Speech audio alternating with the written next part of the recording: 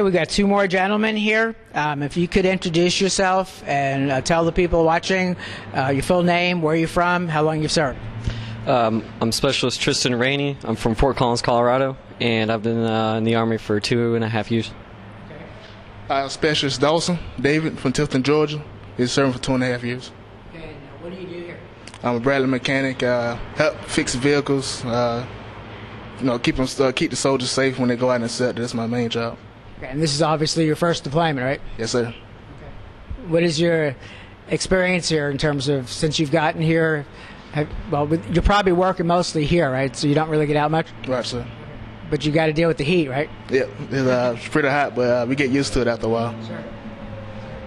I'm a 91 Alpha tank mechanic, and I'm just doing the job of a wheel mechanic, helping keep the trucks safe, make sure our guys can do their jobs safely.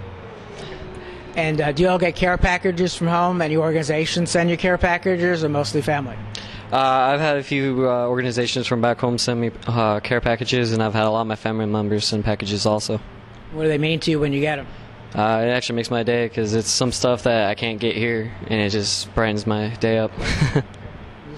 Yes, I received some from home and also from organizations, and it's a good feeling that we got people that care about us. Just brighten up your day. When you're having a down day, you open up a letter from somebody you don't know, and show the support that they give you. So it's a pretty good feeling. Would you like to give a shout out to some family and friends back home? Yes, I would like to give a shout out to my wife, kids. I love y'all very much, and I'll be home soon. I would like to give a shout out to my family back in Colorado and my family in Texas, and that hope to see you guys soon. Okay, and thank you both of you for your service to our country. Thanks for that. Thank you. Okay, we have two more gentlemen I want to introduce you to. Why don't you introduce yourself, tell us a little bit about yourself, where you're from, and how long you've served. Sure, sir. Hey, my name is Captain Jaison Desai. I grew up in Yorktown Heights, New York, which is just over the bridge from West Point, actually, not too far. I've been in for just under 5 years now, and I'm the troop commander of Lightning Troop 3ACR, and it's honestly the greatest honor I've had. I'll tell you that I'm on my second deployment here. 2008, 2009, I was over here in Maison Province, Iraq, with 2nd Battalion, 7th Cavalry, out of Fort Hood, and now I'm here for my second tour, 2010, 2011. How you doing? I'm Sergeant First Class Chitwood, the Lightning Troop First Sergeant. I've been, this is my 6th deployment. Been in the military for 19 years now. From some small town in Salem, Missouri. Okay. Since you've been on multiple deployments, many multiple deployments, why don't you talk about the differences in the previous deployments to what you've seen on this one as far as progress? Sure, sir. Well, like I said, I was here in Maison Province, which is out by the Iranian border, from 2008, 2009. And now that I'm here in Diwaniyah, it's a little bit different, so I think it would be kind of a little unfair to directly compare the two areas. What I will tell you, though, is the first thing that I noticed when I got over here in 2010 was that just the independence of the Iraqi security forces, the fact that they can do things without our help. And a lot of times, before I took troop command, I was actually up at the regimental headquarters, so I could kind of see what was going on across the entire battle space.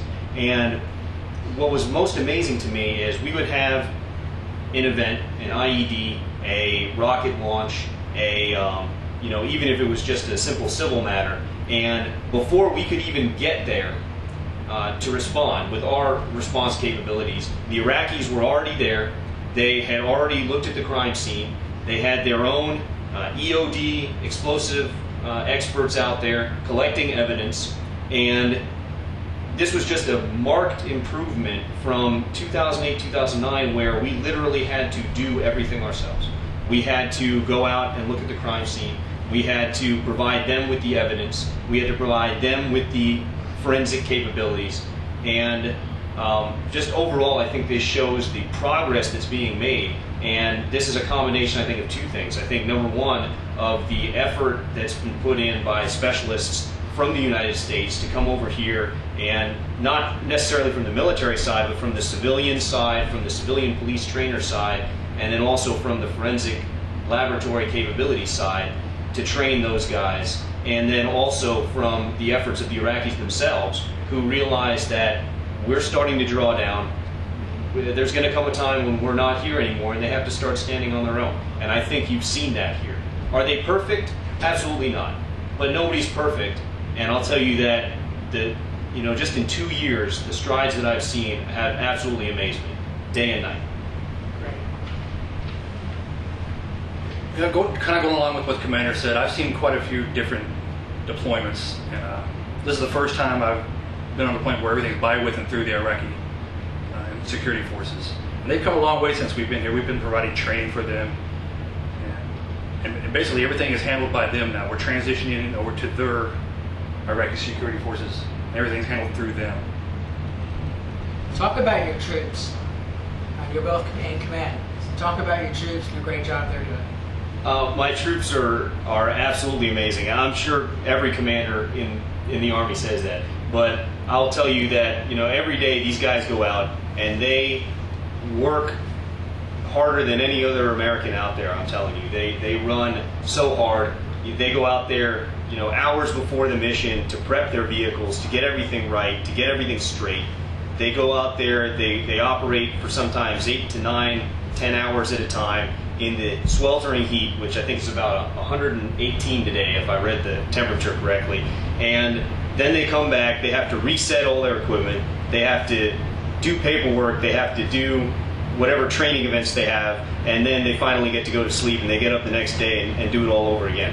And every day I wake up and I think two things. Number one, how absolutely proud I am to have an organization that truly, at the soldier level, truly cares about what we're doing over here, and more importantly, cares about each other, to the fact that they don't infight. There's no little quibbling or squabbling or somebody saying, well, I'm better than you, you're better than me. Everybody's a team here. And I think that a perfect example of that is last night. I had a unit out on patrol. We had one of our NCOs took a bad step, rolled an ankle, and had to come in and get seen by the medics.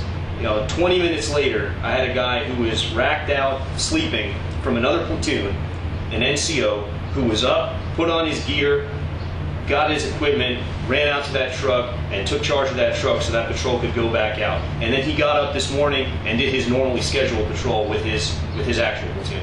That's the kind of things that every day I see happening, and I'm just glad that I could be a part of it, and just be able to experience the greatest honor in my mind that an American can have, which is leading troops in combat. Yeah. It was pretty clear at meeting with the Iraqi police brigadier general today how happy he was at the relationship and very thankful for everything you guys have been doing. Oh yes, sir. And I'm honored to have Iraqi security forces say things like that. It's actually my unit that generally takes Colonel Bolton and the STT, the civilian transition team, out to meet with the general. And so saying things like that is a direct reflection on my unit as well. We partner directly with the anti-terrorism unit here in Diwaniyah as well. And one of the greatest compliments that I've been paid by a member of the Iraqi security forces is when I took my boss, Colonel Gerber, out to see the commander of the ATU, and he said, it's not about the relationship that I've built with Captain Desai. It's about the relationship that his men have built with my soldiers. Yes. And they're happy to see us show up through the gate. They're happy when we come and visit them because we actually care about them, we respect them, and they reciprocate that respect. And that's what this whole mission in Operation New Dawn is about. Yeah, we got that real clear today in the meeting. Unfortunately, he couldn't get permission quick enough for Baghdad for us to film it all, but we're definitely going to do it another time.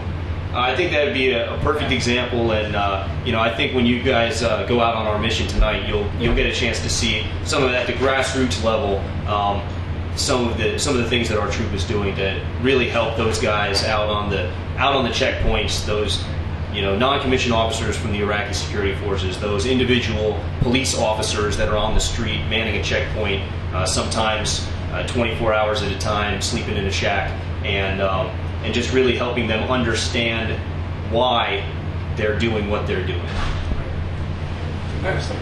From my standpoint, we were talking about the soldiers and the morale. We got some really good soldiers, and And one of our biggest challenges is keeping the morale high due to our high up tempo. We go on a lot of missions.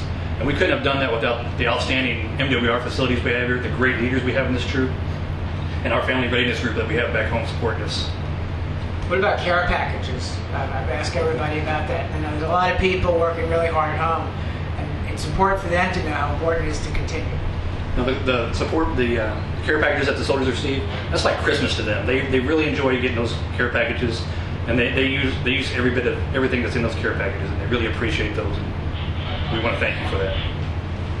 Oh, absolutely, sir. Absolutely. Care packages to a soldier, and I think everybody's kind of watched the movies where, back in World War II, Vietnam era, you were lucky to get a letter maybe once a week, once a month. And out here, I think we kind of take for granted the fact that, packages get here sooner. We have email, we have Skype, we have all these conveniences. There is nothing like getting a letter or a package in the mail that can be opened and shared. And the best ones that do that are the family members. And it doesn't have to be much. It can be as simple as a card. Some of the greatest and the most memorable packages I've received have been cards from the school kids who have taken the time out of their day with their teachers to actually write cards just saying, hey, Merry Christmas, or hey, thank you for what you're doing and we appreciate it. And those soldiers hang those up in their shoes, they hang them up in their day rooms, and it's hard for some of these kids who are sometimes 7, 8, 9 years old to realize the impact that they have on a soldier's life over here. So, I'd really like to thank the kids and the parents of children who encourage that behavior, because those are going to be our future leaders, and some of them might be our future soldiers as well. I actually have cards that were sent to me by a school in Florida from Barbara Oldham, her two sons, and a school in Colorado, the drawings that fifth graders did, and we're hoping to link up with a 4-person unit in Afghanistan to give it to them. Well, I know that, speaking from my experience, those guys would love it. Yeah. And that was the greatest thing. My last tour, one of my mother's very good friends is a teacher in Yorktown Heights, New York, and her family, her class of, I believe they were 4th graders, they did a card, an individual card for every single member of my troop. And we had about over 200 people, and they took the time and they did it. And then when I went home on my leave, I went and I spoke with the class, and it was just a great experience overall. So keep it coming. Like I said, it doesn't have to be expensive. It can be as simple as some candy, some ramen noodles. I know my guys love ramen noodles. And just, something that says we're thinking about you, we care about you, and we haven't forgotten about you guys over here in Iraq.